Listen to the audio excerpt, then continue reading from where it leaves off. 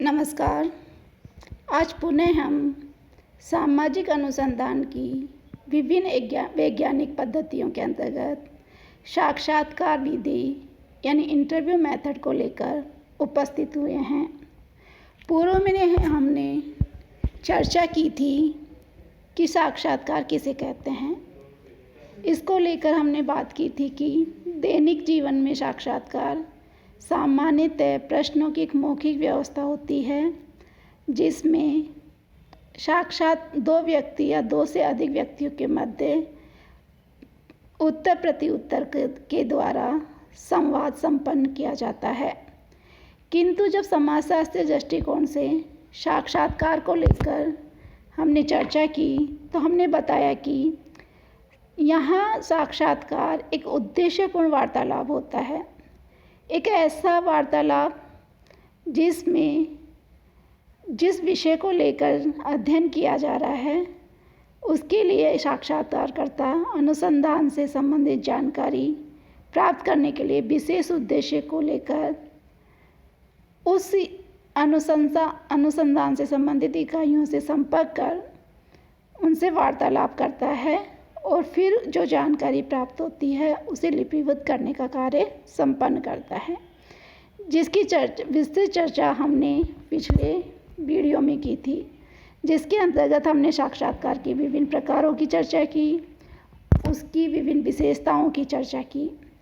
आज हम साक्षात्कार के कितने प्रकार हैं, यानी साक्षात्कार कई तरीके से किया जाता है, जो हमारे अनुसंधान के उद्देश्य, संरचना, साक्षात्कारकर्ता की क्या भूमिका है और साक्षात्कार में उत्तरदाताओं की संख्या कितनी है आदि विभिन्न संदर्भों को लेकर भिन्न भिन्न प्रकार से साक्षात्कार संपन्न किए जाते हैं। और कुछ प्रकार के साक्षात्कार गुणात्मक एवं कुछ परिमाणात्मक अनुसंधान में प्रयोग होते हैं और कुछ साक्षात्कार ऐसे होते हैं जो दोनों के लिए ही सार्थक भूमिका का निर्वाह करते हैं। जब हम अध्ययन के उद्देश्य के आधार पर साक्षात्कार की बात करते हैं तो दो तरह के साक्षात्कार को लेकर हम चर्चा कर सकते हैं, संरचित साक्षात्कार और असंरचित साक्षात्कार। यानी प्रश्नों की संरचना के आधार पर हम किस तरह से साक्षात्कार को संपन्न कर सकते हैं। इसके अंतर्गत सर्वप्रथम हम लेते हैं संरचित साक्षात्कार। संरचित साक्षात्कार को सामान्यतः नियंत्रित या औपचारिक साक्षात्कार भी कहा जाता है। ये साक्षात्कार की ऐसी विधि है जो गुणात्मक अनुसंधान में प्रयुक्त की जाती है। ये ऐसी विधि है जिसमें साक्षात्कारकर्ता के द्वारा पहले से ही प्रश्नों को निर्धारित करके एक सूची बना ली जाती है और जिसकी सहायता से उत्तरदाताओं से संपर्क स्थापित कर साक्षात्कार लिया जाता है तथा प्राप्त उत्तरों को उसी समय साक्षात्कारकर्ता द्वारा उत्तरदाता के समक्ष ही लिपिबद्ध कर लिया जाता है। इस प्रकार के साक्षात्कार में साक्षात्कारकर्ता पर पूर्ण नियंत्रण होता है, यानी वह अपनी स्वेच्छा से किसी प्रकार के प्रश्नों का समावेश नहीं कर सकता या प्रश्नों की सूची के अतिरिक्त बाहर से परिस्थितियों को देखकर वह नए प्रश्न पूछने के लिए स्वतंत्र नहीं होता। इसलिए इसे नियंत्रित साक्षात्कार भी कहा जाता है। क्योंकि संरचित साक्षात्कार एक साक्षात्कार दिग्दर्शिका पर आधारित होता है जो प्रश्नावली से तो थोड़ी भिन्न होती है, किंतु वो विशेष बिंदु और निश्चित प्रश्नों का समूह अवश्य होता है। ये साक्षात्कार अपने किसी भी अवयव के साथ किसी भी प्रकार के समायोजन की अनुमति नहीं देता, यानी हम स्वेच्छा से विषय को चयन नहीं कर सकते, प्रश्नों के क्रम को चयन नहीं कर सकते और शब्दों का प्रयोग भी उसी तरह से करना होगा जिस तरह से हमने पूर्व में ही निर्धारित कर लिया गया है। यानी इस प्रकार के साक्षात्कार में साक्षात्कारकर्ता से यह अपेक्षा की जाती है कि वह निरपेक्ष होकर सभी उत्तरदाताओं को एक ही समझे और उसी क्रम में जैसे वो सूची तैयार की गई है वैसे ही क्रम में वो सबसे पूछे। इसका उद्देश्य ये होता है कि इस प्रकार के साक्षात्कार में साक्षात्कारकर्ता के पूर्वाग्रह को कम से कम सम्मिलित होने की संभावनाएं रहती हैं, यानी वह निष्पक्ष होकर अधिक से अधिक अनौपचारिक रूप से जानकारियों को संकलित कर पाता है। तो ये इस प्रकार का साक्षात्कार परिमाणात्मक अनुसंधान में मुख्यतः प्रयुक्त किया जाता है। इस साक्षात्कार में सभी आयाम महत्वपूर्ण होते हैं, जैसे साक्षात्कार की व्यवस्था बनाना। इसका मतलब ये हुआ कि उस स्थान को भी तय करना होता है जहाँ साक्षात्कार लिया जाना है और साक्षात्कार संचालित करने का समय भी निर्धारित कर लिया जाता है और उत्तरदाता का सामान्य कार्य अव्यवस्थित ना हो और उसकी गोपनीयता को भी बनाए रखा जा सके, इस तरह का विश्वास उसमें प्रकट किया जाता है। दूसरा आयाम इसका ये होता है कि प्रश्नों की जो व्यवस्था है और उत्तरों की समय भी सीमा भी तय होती है। इसका मतलब यह है कि प्रश्नों का निर्धारण क्रम निश्चय करना जिससे सभी उत्तरदाताओं से पूछे जाते हैं वो एक निश्चित होते हैं, उनमें हम परिवर्तन नहीं कर सकते, किंतु उत्तरों को अनेक विकल्पों में से एक के चयन करने को कहकर नियमित किया जाने की संभावनाएं रहती हैं। तीसरा आयाम इसमें यह होता है कि साक्षात्कारकर्ता और उत्तरदाताओं की विशेषताओं को भी नियंत्रित किया जाता है। इसका यह अर्थ है कि जब दोनों के बीच जो संबंध विकसित किए जा रहे हैं वह उत्तरदाता स्वेच्छा से उत्तर देगा, यानी इस तरह के निष्पक्ष, गोपनीय और स्वतंत्र संबंध स्थापित किए जाते हैं कि उत्तरदाता स्वेच्छा से अपने उत्तर दे और साक्षात्कारकर्ता उत्तरदाता को बातचीत के लिए प्रेरित कर सके।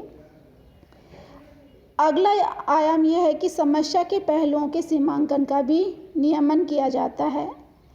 इसका मतलब ये होता है कि उत्तरदाता को मालूम होना चाहिए कि साक्षात्कारकर्ता किस विषय से संबंधित उससे प्रश्न पूछ रहा है और किन मदों को की सीमा को कम करना या नहीं करना है आदि भी साक्षात्कार की समय सीमा में निश्चित कर देना चाहिए। यानी संरचित साक्षात्कार एक नियंत्रित साक्षात्कार है जिसमें साक्षात्कारकर्ता पर पूर्ण नियंत्रण होता है, वह अपनी स्वेच्छा से या स्वतंत्रता से किसी प्रकार का फेरबदल नहीं कर सकता। दूसरा है असंरचित साक्षात्कार। असंरचित साक्षात्कार का प्रयोग सामान्यतः गुणात्मक अनुसंधान में प्रयुक्त किया जाता है। इसमें जो साक्षात्कारकर्ता के द्वारा उत्तरदाताओं से जो प्रश्न पूछे जाते हैं उनका कोई निश्चित क्रम नहीं होता, निश्चित समय सीमा भी नहीं होती, शब्दों का भी कोई निश्चितता नहीं होती, इसलिए उसे अनियंत्रित व अनौपचारिक साक्षात्कार भी कहा जाता है। ये इस प्रकार का साक्षात्कार होता है जिसमें साक्षात्कारकर्ता स्वतंत्र होता है और परिस्थिति के हिसाब से या अपने मस्तिष्क में जिस तरह के प्रश्न उसके सामने आते हैं वैसे ही उनको पूछना प्रारंभ कर देता है। यानी इसमें प्रश्न करने का तरीका, प्रश्नों की क्रमबद्धता व साक्षात्कार की प्रक्रिया सभी अनिश्चित व असंरचित होती है, इसीलिए इसे अनौपचारिक साक्षात्कार की भी संज्ञा दी जाती है। इसको भी फिर 4 उपवर्गों में बांटा गया है। वह हैं, पहला है केंद्रित साक्षात्कार, दूसरा है नैदानिक साक्षात्कार और तीसरा है अनिर्देशित साक्षात्कार और चौथा है पुनरावर्ती साक्षात्कार। केंद्रित साक्षात्कार सर्वप्रथम हम लेते हैं केंद्रित साक्षात्कार। केंद्रित साक्षात्कार का मतलब होता है केंद्र, यानी जिस विषय को पूर्व में ही निर्धारित कर लिया गया है, यानी किसी पूर्व निर्धारित विषय पर ही ध्यान रखकर विभिन्न प्रकार के प्रश्न पूछने की जो प्रक्रिया है उसको हम केंद्रित साक्षात्कार कहते हैं। दूसरा प्रकार है नैदानिक साक्षात्कार। नैदानिक साक्षात्कार का उद्देश्य उत्तरदाताओं के जीवन के अनुभवों को जानना होता है, यानी निदान तक पहुंचना है, उपचार तक पहुंचना है।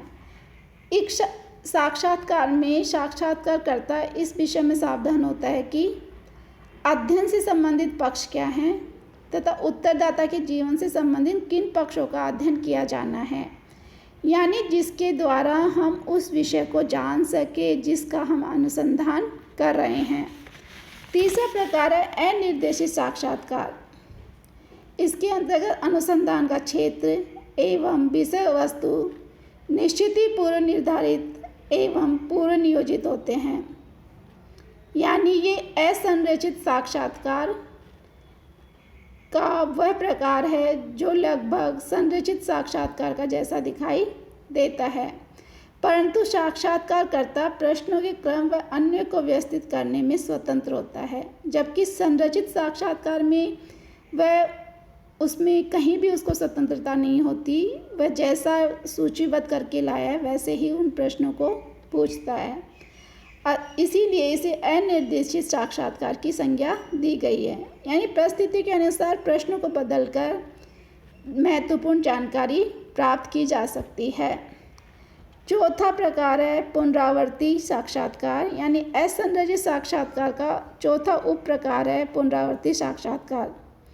जब साक्षात्कारकर्ता व उत्तरदाता द्वारा साक्षात्कार के दौरान कुछ पक्ष छूटने की संभावना रहती है, तब वह पुनरावर्ती साक्षात्कार के माध्यम से तथ्यों को संकलित करता है, यानी कुछ तथ्य अगर छूट गए हैं तो पुनः उन सवालों को पूछकर उनसे संबंधित जानकारी प्राप्त कर सकता है। तो उस प्रकार के जो साक्षात्कार संपन्न किए जाते हैं उनको पुनरावर्ती साक्षात्कार की संज्ञा दी जाती है। तो आज हमने अध्ययन विषय के आधार पे दो प्रकार के साक्षात्कारों की चर्चा की, संरचित साक्षात्कार और असंरचित साक्षात्कार। संरचित साक्षात्कार को हमने परिमाणात्मक अनुसंधान में प्रयुक्त किया, तो असंरचित साक्षात्कार को गुणात्मक अनुसंधान में प्रयुक्त किया जाता है। और फिर असंरचित साक्षात्कार के भी 4 उप वर्गों की हमने विस्तृत चर्चा की। आगे हम बात करेंगे संख्या के आधार पर भी साक्षात्कार को 2 भागों में बांटा गया है, जिसकी विस्तृत चर्चा हम अगले वीडियो में करेंगे। धन्यवाद।